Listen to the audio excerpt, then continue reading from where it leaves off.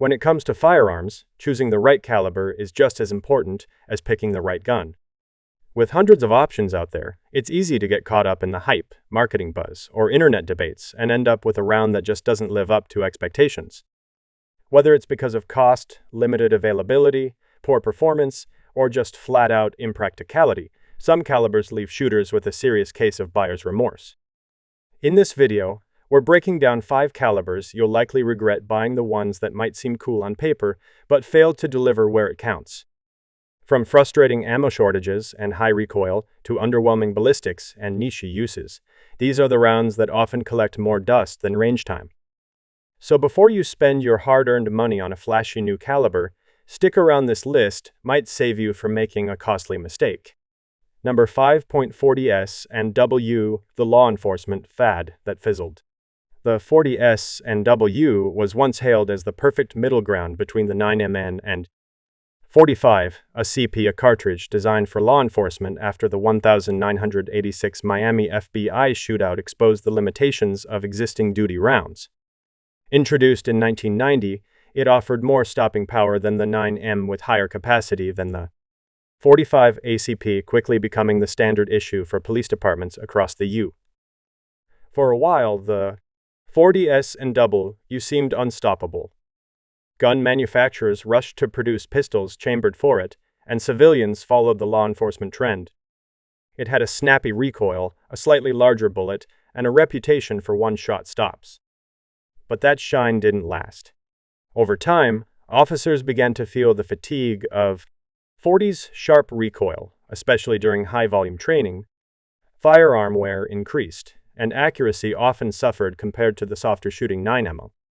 Meanwhile, advancements in 9mm bullet technology closed the performance gap, offering similar stopping power with easier handling and higher capacity. By the mid-2010s, departments began switching back to 9mm in droves, and today the .40s and W is often seen as a caliber that had its moment but couldn't hold its ground. Still capable, but no longer favored, the .40 is a reminder that performance on paper doesn't always translate to long-term success. Number 4. .32 H&R Magnum, the underwhelming upgrade. The .32 H&R Magnum was introduced in the 1980s as a supposed step-up from the classic .32s and W long, offering more velocity, energy, and versatility in a compact revolver platform. Developed by Harrington and Richardson in partnership with Federal Ammunition, the goal was to create a small caliber Magnum round that delivered respectable performance without the recoil of a .357 Magnum. On paper, it sounded promising, a perfect blend of controllability, power, and capacity. But in reality, the .32 H&R Magnum never quite lived up to the hype. While it certainly improved on the .32s and W long, it still fell short of what many shooters expected from a Magnum cartridge. Its ballistics hovered in a strange middle ground, more potent than a .22 or .25, but lacking the proven stopping power of larger self-defense rounds. Ammo availability was another issue. Even at its peak, .32 H&R Magnum was never as widely stocked as other calibers, and prices were often higher than more effective alternatives. For self-defense, most people stuck with 9mm or .38 Special. For small game hunting or target shooting, other options were cheaper and easier to find.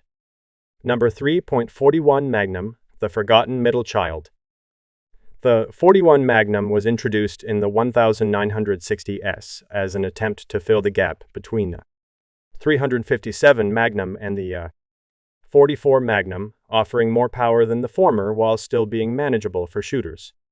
Developed by Smith & Wesson and Remington, the .41 Magnum was designed for both law enforcement and hunting, offering the potential for impressive stopping power without the punishing recoil of the .44. On paper, the .41 Magnum had everything going for it: superior ballistics, good accuracy, and the ability to take down larger game like deer and black bear.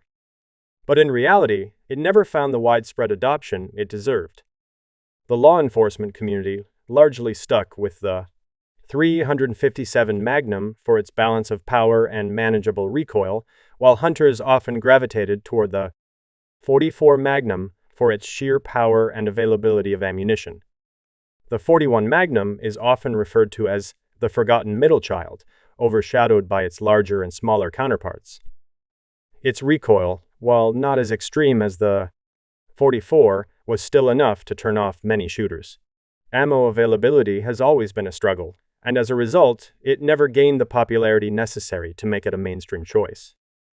Number 2.25 CP, the weakling in your pocket. The .25 CP automatic Colt pistol has long been considered the runt of the cartridge family. Introduced by John Browning in 1905, this tiny round was designed for ultra-compact pistols meant to offer concealed carry options for civilians and self-defense in close-range scenarios. The appeal of the .25 ACP lies in its size ideal for small, easy-to-carry pistols. However, its lack of stopping power has earned it a reputation as a weakling when compared to more effective defensive rounds. With a typical bullet weight of around 50 grains and velocities ranging from 750 to 900 feet per second, the .25 ACP is far from powerful. Its recoil is mild, and the ammo is easy to find, but the round simply lacks the energy needed to reliably stop a threat. In defensive situations, shot placement is absolutely crucial, but even a well-placed shot can struggle to penetrate deeply enough for serious incapacitation. While the .25 ACP was once widely used in pocket pistols from manufacturers like Beretta and Raven, it's largely been outclassed by more powerful, effective rounds like the .380 ACP and 9mm. Still, it maintains a niche following among those who prioritize ultra-concealability over firepower, though it's clear that in a self-defense situation, you might wish for something with a little more punch. Number 1.32 CP, the mouse gun that time left behind. The .32 CP automatic Colt pistol was once a popular choice for concealed carry and backup pistols, offering a balance between size and power. Introduced by John Browning in 1899, the .32 CP quickly became the go-to round for compact, mouse-gun small, easy-to-carry pistols that could be hidden in a pocket or purse. It gained popularity due to its mild recoil and relatively small size, making it an attractive option for those looking for a discreet self-defense firearm. However, over time, the .32 CP has been overshadowed by more effective calibers like the .380 CP and 9ME. While the .32 offers low recoil and accuracy at short ranges, its ballistics simply don't compare to the larger rounds. The stopping power is minimal, and in today's self-defense landscape, where stopping a threat quickly is crucial, the .32 CP often falls short. Though it was once a staple in European pocket pistols and American carry guns, the .32 CP is now considered a relic of the past. While some still carry it for nostalgia or comfort, most shooters have moved on to more reliable and powerful calibers. The .32 CP remains a mouse gun that time and more powerful cartridges has left behind.